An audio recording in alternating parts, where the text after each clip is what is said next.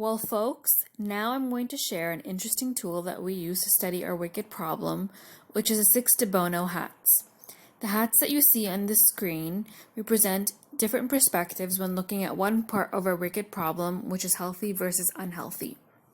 First up is the white hat. It represents a neutral yet objective point of view. Did you know that obesity is defined as abnormal or excessive amount of body fat that impairs one's health?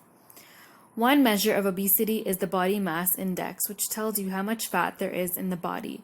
However, did you know that the BMI is a measure of size and not health?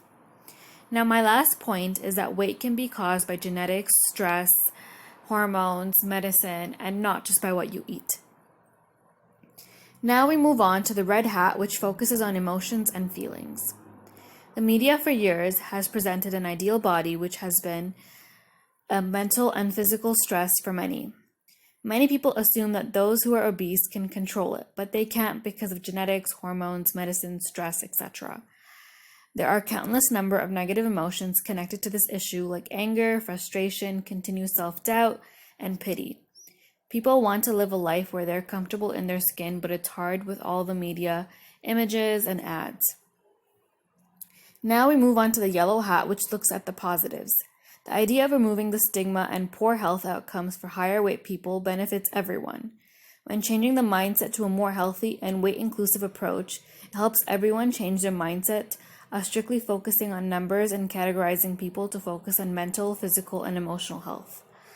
A logical positive is that we would be changing the youth's mindset to provide growth for future generations. Now we will move back to that black hat, which focuses on the negatives.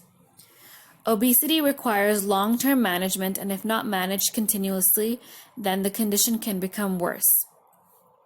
Eradicating this weight stigma within healthcare is one step, but this stigma does not only lie within the healthcare industry, it applies to the mainstream media and years of social stigma.